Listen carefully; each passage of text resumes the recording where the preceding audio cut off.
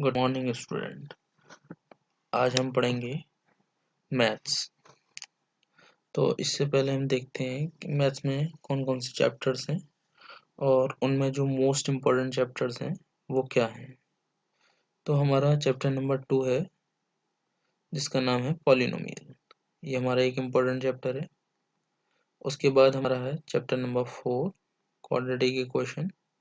उसके बाद chapter number 5 arithmetic progression. Number 7 coordinate geometry. Number 8 introduction to trigonometry. Number 9 application of trigonometry. उसके बाद chapter number 11 है जो कि इम्पोर्टेंट है, कंस्ट्रक्शन। इसमें से 6 मार्क्स का क्वेश्चन आता है और किसी बोर्ड में 4 मार्क्स का आता है।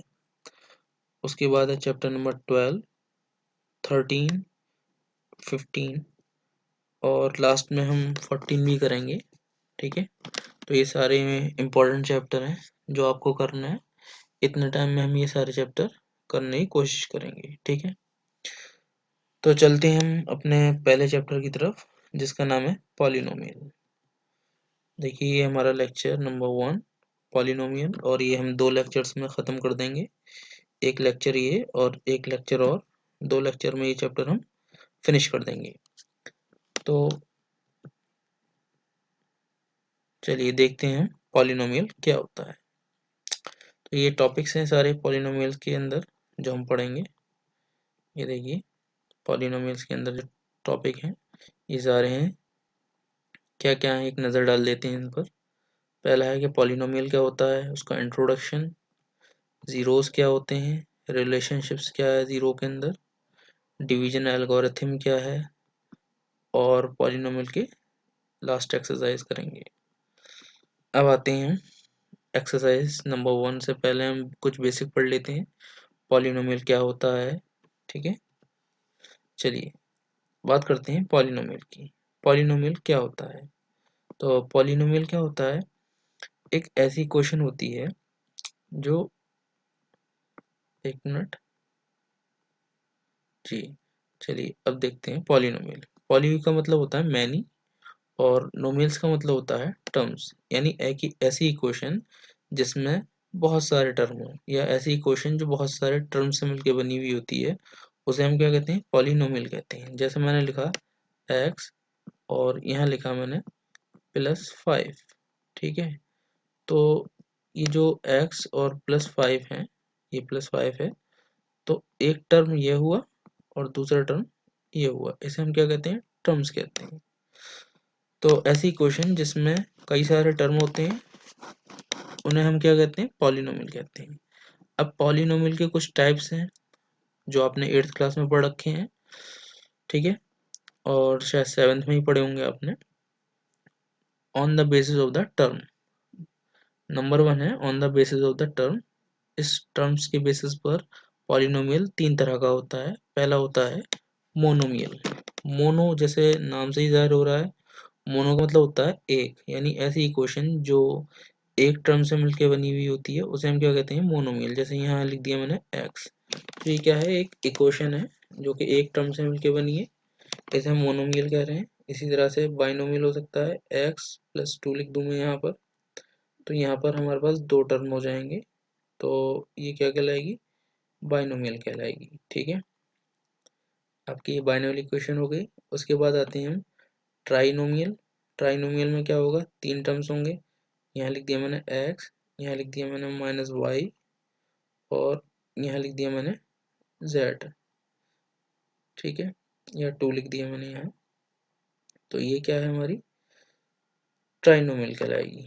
अब जो पॉलिनोमियल होता है डिग्री के बेसिस पर, ये भी हम 3 कैटेगरी में बांटते हैं। वैसे यहाँ 4 होता है, लेकिन आपके सिलेबस में सिर्फ हम इन 2 के बारे में पढ़ेंगे, एक क्वाड्रेटिक और एक बाई क्वाड्रेटिक, एक क्वाड्रेटिक और एक क्यूबिक के बारे में पढ़ेंगे। तो सबसे पहले हम बात करेंगे लीनियर पॉलिनोमियल का होता है ऐसा पॉलिनोमियल जो जिसकी डिग्री क्या हो, 1 हो। ऐसा पॉलिनोमियल जिसकी डिग्री क्या होती है, 1 होती है, ऐसे पॉलिनोमियल को हम क्या कहते हैं, लीनियर पॉलिनोमियल कहते हैं। तो इसकी क्या होगी, डिग्री 1 होगी। ठीक है, अब आते हैं नंबर 2 पर। नंबर 2 क्या होता है, क्वाड्रेटिक पॉलिनोमियल। क्वाड्रेटिक पॉलिनोमियल क्या होता है? ऐसा पॉलिनोमियल जिसकी डिग्री क्या होती है? 2 होती है। तो डिग्री क्या होगी इसकी? 2 होगी। तो ऐसे पॉलिनोमियल को हम क्या कहेंगे? क्वाड्रेटिक पॉलिनोमियल कहेंगे। ठीक है। उसके बाद आते हैं, हमारा तीसरा पॉलिनोमियल होता है क्यूबिक पॉलिनोमियल। ऐसा पॉलिनोमियल जिसकी डिग्री क्या होती है? 3 होती है, उसे हम क्या कहते हैं? क्यूबिक पॉलिनोमियल कहते हैं। ठीक है। अब एक बार क्विक रिवीजन कर लेते हैं टाइप्स ऑफ पॉलिनोमियल के। पॉलिनोमियल दो तरह का होता है, एक होता है on the basis of terms और एक होता है on the basis of the degree. तो टर्म्स के बेसिस पर पॉलिनोमियल 3 तरह का होता है, मोनोमियल, बाइनोमियल एंड ट्राइनोमियल। और डिग्री के बेसिस पर पॉलिनोमियल 3 तरह का होता है, linear, quadratic and cubic. Linear polynomial ऐसा पॉलिनोमियल होता है जिसमें डिग्री 1 होती है।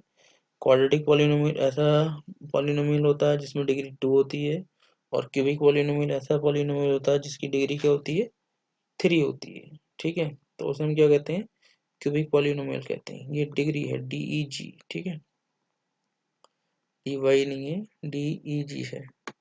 कभी कभी बहुत से बेचारे बच्चे बहुत ज़्यादा दिमाग लगा लेते हैं और ये गलत समझ लेते हैं। ठीक है, तो ज़्यादा दिमाग नहीं लगाना है, थोड़ा दिमाग लगाना है और पूरा अपना क्वेश्चन करना है। चलिए हम अपने टॉपिक की तरफ चलते हैं। सबसे पहले हम पढ़ेंगे क्वाड्रेटिक इक्वेशन क्या होती है, उसके बाद क्यूबिक पढ़ेंगे। तो क्वाड्रेटिक पॉलिनोमियल क्या होता है? ऐसा इक्वेशन ऐसी इक्वेशन जिसकी हाईएस्ट पावर क्या हो? 2 हो। ऐसी इक्वेशन जिसकी हाईएस्ट पावर 2 हो उसे हम क्या कहते हैं? क्वाड्रेटिक पॉलिनोमियल कहते हैं। जैसे एग्जांपल दे रखा है हमने यहाँ पर ax square plus b x plus c. यहाँ पर हाईएस्ट पावर क्या है? 2। एक्स के ऊपर 2 लग रहा है, एक्स वाई जेड ये वेरिएबल कहलाते हैं। तो यहाँ एक्स की पावर क्या है? 2। तो हाईएस्ट पावर क्या होगी इस इक्वेशन की? 2 होगी। इसी तरह से हमने कॉमा लगा के एक लिख रखा है एक्स स्क्वायर, तो यहाँ हाईएस्ट पावर क्या है? 2। इसी तरह से x square minus 2x plus 5 लिख रखा है, यहाँ पर भी हाईएस्ट पावर क्या है? 2। तो ऐसी इक्वेशन जिसकी हाईएस्ट पावर 2 हो उसे हम क्या कहते हैं? क्वाड्रेटिक पॉलिनोमियल कहते हैं। अब एक स्टार बना के लिखें आप अपनी कॉपी पर। क्वाड्रेटिक पॉलिनोमियल क्या होता है? जिसकी डिग्री क्या होती है? 2 होती है। और जब डिग्री 2 होगी तो यहाँ जीरोस कितने होंगे? यानी फैक्टर फैक्टर कह लें, जीरोस कह लें या रूट्स कह लें, कितने होंगे? 2 होंगे। वो कौन कौन से? एक होगा अल्फा और दूसरा क्या होगा? बीटा। एक होता है अल्फा और एक होता है बीटा। अब क्वाड्रेटिक इक्वेशन को बनाने के लिए हमारे पास एक फॉर्मूला है। मान लीजिए आपके पास सम ऑफ रूट दे दिए जाएं और प्रोडक्ट ऑफ रूट दे दिया जाए, तो हम क्या करेंगे? सम ऑफ रूट और प्रोडक्ट ऑफ रूट की मदद से क्वाड्रेटिक इक्वेशन को फॉर्म करेंगे। कैसे बनेगी क्वाड्रेटिक इक्वेशन? तो यहाँ अल्फा प्लस बीटा, यहाँ मैं लिख देता हूँ क्या है ये? अल्फा प्लस बीटा, ये है आपका अल्फा और यहाँ है आपका बीटा। ठीक है, कुछ लोग इसको बेटा पढ़ लेते हैं, बेटा नहीं है, ये बीटा है। ठीक है, ये है बीटा। इसको कहते हैं सम ऑफ रूट। देखिए यहाँ हमने जोड़ा है, इसलिए क्या कहलाएगा? ये सम ऑफ रूट कहलाएगा। ठीक है, तो सम ऑफ रूट, तो सम ऑफ रूट यहाँ हम इसको लिख देते हैं कि क्या है? ये सम ऑफ रूट है। ठीक है, तो ये है सम ऑफ रूट।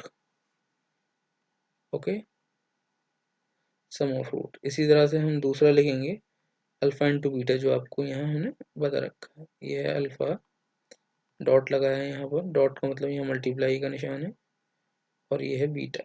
ठीक है, तो ये फिर से हम देख लेते हैं क्या है ये है आपका प्रोडक्ट ऑफ रूट्स। ठीक है, तो ये है आपका product of root. Product means multiplication, product of root. ठीक है, अल्फा प्लस बीटा क्या होता है? सम ऑफ रूट होता है, और अल्फा इंटू बीटा क्या होता है? प्रोडक्ट ऑफ रूट होता है। ठीक है, अब आते हैं हम यहाँ ग्राफिकल रिप्रेजेंटेशन ऑफ रूट्स और जीरो। अब कैसे करेंगे ग्राफिकल रिप्रेजेंटेशन? कैसे करेंगे रूट्स की? ठीक है, कैसे करेंगे? देखिए कैसे करते हैं।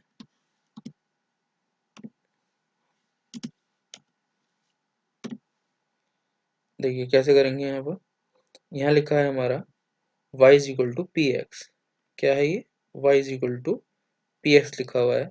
इसका मतलब क्या हुआ, इस सिचुएशन के अंदर हमें क्या फाइंड करना है, जीरोस फाइंड करने हैं ऑन एक्स एक्सिस, यानी एक्स एक्सिस पर जो लाइन है वो कितनी जगह काटेगी, यानी ग्राफ कितनी जगह कटेगा, लाइन से इंटरसेक्ट होगा। तो यहाँ पर देखिए कितनी जगह पर हो रहा है, 1 2 3, यानी एक्स एक्सिस को ये लाइन कितनी बार काट रही है, 3 बार काट रही है, 3 पॉइंट्स पर काट रही है। इसलिए यहाँ जीरोस कितने होंगे एक्स के लिए, 3 होंगे। कितने होंगे, 3। अगर ऐसे लिखा हो y is equal to p x, तो यहाँ आपको x के जीरोस निकालने हैं, और दूसरे पॉइंट में हमने लिख रखा है कि y is equal to sorry x is equal to p y. तो यहाँ आपको y में निकालना है कि कितने जगह पर y को काट रही है लाइन। तो यहाँ एक ही जगह पर काट रही है, इसलिए यहाँ पर जीरो जो होंगे पी वाई के लिए कितने होंगे, 1 होंगे।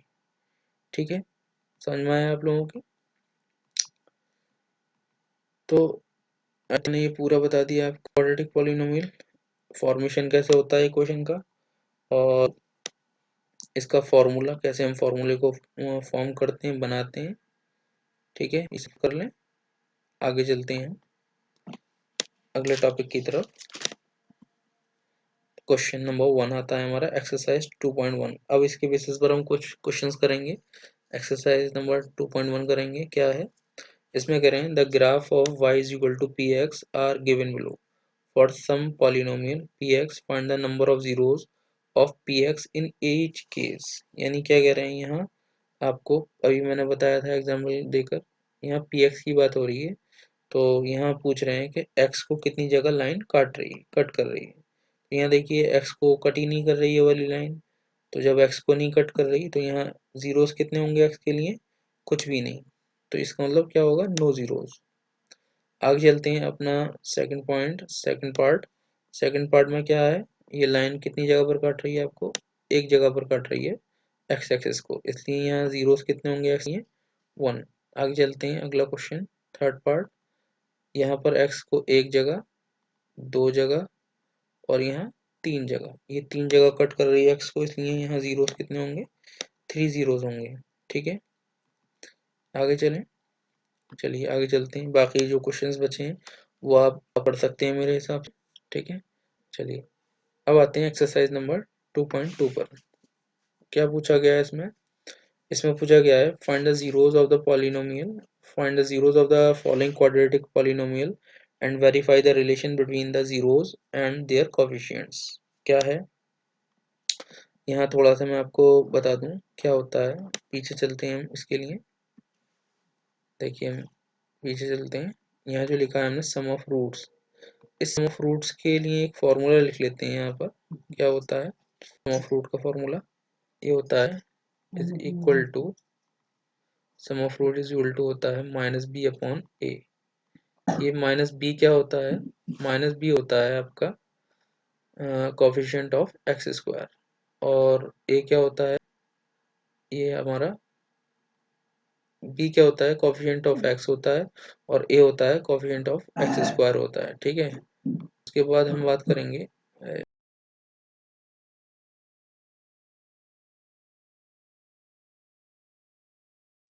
चलिए अब आते हैं हम अपनी सेकंड एक्सरसाइज पर, एक्सरसाइज 2.2। पहला क्वेश्चन है find the zeros of the following quadratic polynomial and verify the relation between the zeros and their coefficient. तो यहाँ देखिए हमने लिख रखा है a x square plus b x plus c, और यहाँ लिखा है हमने सम ऑफ रूट्स यानी अल्फा प्लस बीटा, और अल्फा प्लस बीटा का जो फॉर्मूला होता है ये होता है minus b upon a. B क्या है, कोफिशिएंट ऑफ एक्स होता है, और ए क्या होता है, कोफिशिएंट ऑफ एक्स स्क्वायर होता है।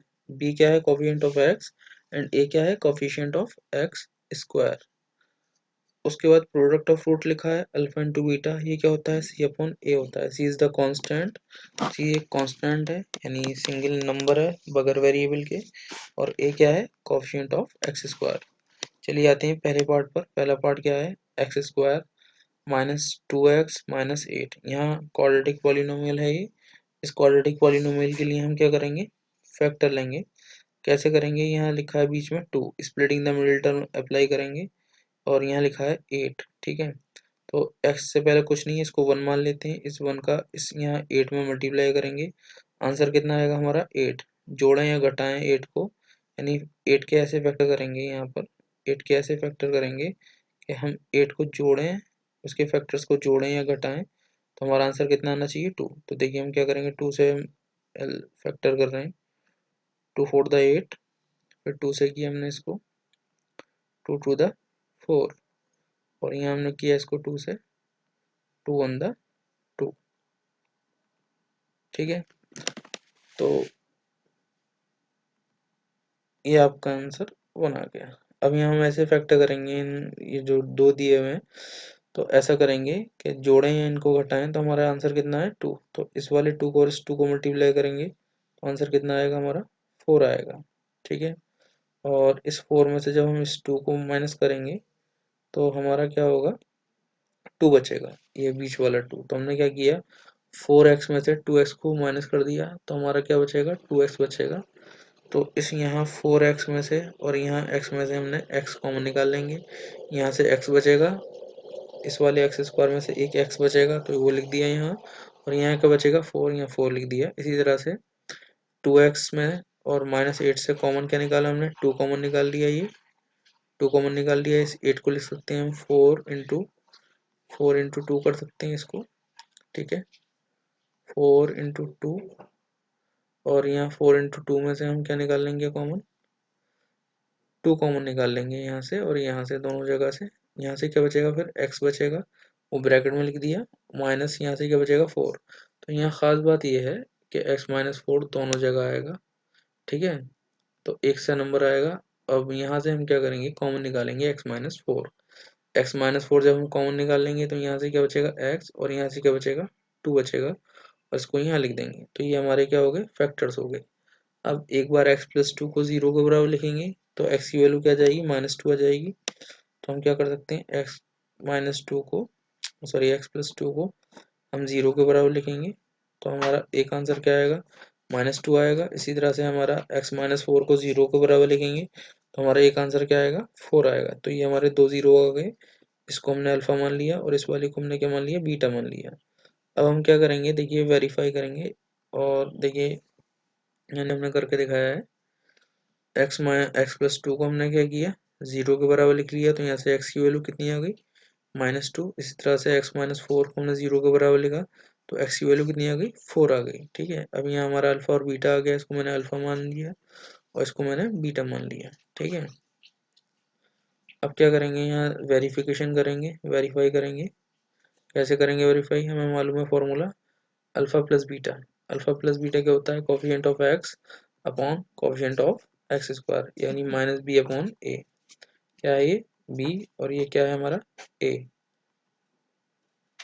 अब इसके लिए हम क्या करेंगे, अल्फा प्लस बीटा की वैल्यू आ चुकी है, -2 + 4 यहाँ लिख दिया। कोफिशिएंट ऑफ x यानी -b की कितना होगा, यहाँ देखिए कितना है, -b 2, यानी b की वैल्यू यहाँ पर कितनी है 2, ये क्या है b है, 2 यहाँ b है विद नेगेटिव साइन, तो यहाँ हमने लिख देंगे -2, और यहाँ a की वैल्यू क्या है 1 है, यानी एक्स स्क्वायर का कोफिशिएंट क्या है यहाँ पर 1 है देखिए, तो यहाँ हम a की जगह पर लिख देंगे 1। ठीक है, यहाँ पर हम क्या लिखेंगे, इसके नीचे 1 लिख देंगे। 1 का कोई मतलब नहीं होता, इसलिए माइनस से माइनस कैंसिल हो गया, 2 आ गया, और इस 4 में से ये 2 माइनस किया, तो हमारा प्लस का 2 बचेगा। तो ये वेरीफाई हो गया, LHS RHS बराबर आ गया। इसी तरह से अल्फा इंटू बीटा निकालेंगे, constant term upon coefficient of x square. Constant term को हम सी कहते हैं, और एक्स स्क्वायर का कोफिशिएंट क्या है यहाँ पर a।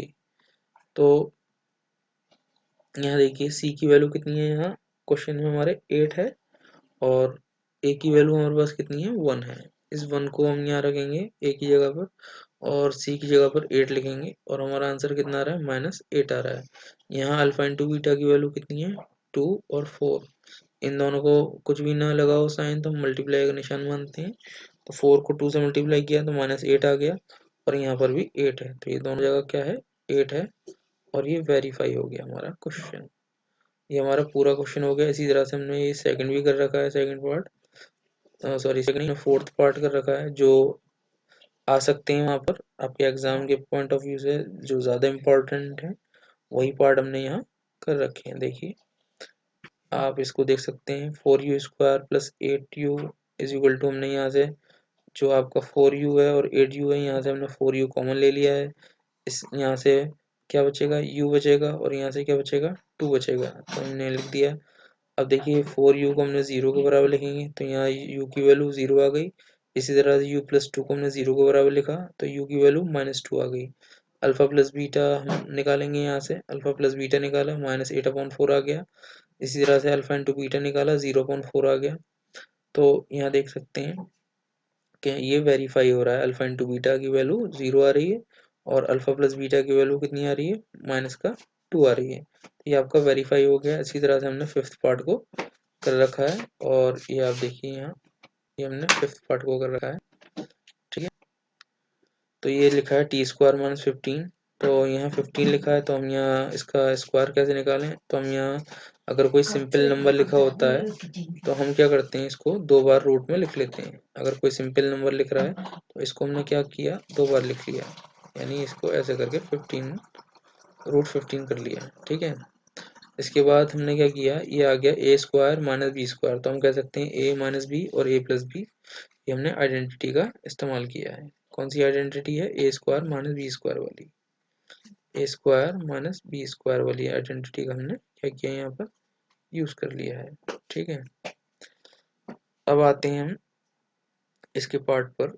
अब जब a² - b² हमने किया तो देखिए यहाँ पर क्या है, t - 15 और यहाँ पर क्या है, t + 15। इस t - 15 को 0 के बराबर लिखा तो हमारा t की वैल्यू 15 आ गई प्लस की। इस तरह से t + 15 को हमने 0 के बराबर लिखा तो t की वैल्यू -15 आ गई रूट। इस तरह से हमने अल्फा इसको लिख लिया और बीटा हमने इसको मान लिया। यहाँ पे देखिए अल्फा प्लस बीटा क्या हो जाएगा, -b/a।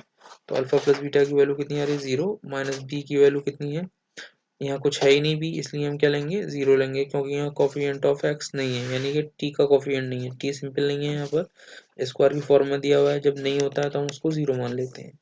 यहाँ 0 आ गया अपॉन 1, आंसर क्या आ गया, 0 आ गया। इसी तरह से अल्फा इंटू बीटा की वैल्यू कितनी आ रही है, -√15 × 15। जब 2 बार रूट में लिखा हो एक नंबर तो हम क्या करते हैं, उसको सिंगल नंबर में लिख देते हैं। तो ये हमारा -15 आ गया। अल्फा इंटू बीटा की वैल्यू कितनी आ गई, -15/1, यानी कि 15 आ गई। उसके बाद आगे चलते हैं हम, हमारा अगला क्वेश्चन है। अगले में क्या कहा गया है कि क्वाड्रेटिक इक्वेशन को फॉर्म करना है। सम ऑफ जीरोस दिया हुआ है और प्रोडक्ट ऑफ जीरोस दिया हुआ है। तो ये पहला आपका सम ऑफ जीरो है, दूसरा क्या है, प्रोडक्ट ऑफ जीरो है। तो हमने मान लिया है अल्फा और बीटा की वैल्यू मान ली, अल्फा बीटा को मान लिया। अल्फा प्लस बीटा का आंसर लिखा हुआ है 1/4 एंड अल्फा इंटू बीटा का आंसर लिखा हुआ है -1। तो हमें पॉलिनोमियल बनाना है, तो हमारा फॉर्मूला होता है x² minus alpha plus beta into x plus alpha into beta. यहाँ से x² देखिए लिख लिया हमने, अल्फा प्लस बीटा की वैल्यू 1/4 यहाँ आ गई, और यहाँ अल्फा इंटू बीटा का आंसर -1 आ गया। अब हम यहाँ क्या करेंगे, एलसीएम ले लेंगे। एलसीएम लेने के बाद हम क्या करेंगे, सॉल्व कर लेंगे क्वेश्चन को, ठीक है। तो देखिए हमने एलसीएम ले लिया, 1 4 और 4 का 4 आ जाएगा एलसीएम, और यहाँ देखिए ये 4 आ गया एलसीएम में, यहाँ ये 4 आ गया ये आंसर आपका क्या है, एलसीएम का 4 आ गया है। अब क्या करेंगे, 1 का टेबल कितनी बार हम पढ़ें कि 4 आ जाए, 4 बार। 4 का इस एक्स में करा तो 4x²। 4 का टेबल कितनी बार 4 आ जाए, 1 बार। 1 का 1 में करा तो x आ गया। 1 का टेबल कितनी बार 4 आ जाए, 4 बार। 4 का 1 में किया तो 4 आ गया। इस 4 को हम यहाँ इधर 0 मान लेते हैं। इस 0 से हम क्या कर देते हैं, इसको क्रॉस मल्टीप्लाई कर देते हैं। ये क्या है हमारा 0। इस 0 से हम क्या करेंगे, इसको क्रॉस मल्टीप्लाई कर देंगे, और जो हमारा आंसर आ जाएगा, क्या आ जाएगा, 4x² माइनस एक्स माइनस 4, यही आंसर हो जाएगा हमारा, ठीक है। अब आपको समझ में आ गया होगा ये। चलिए इसको हम रब कर देते हैं।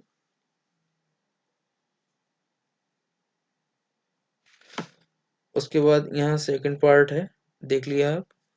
उसके बाद हमने यहाँ सेकंड पार्ट किया है।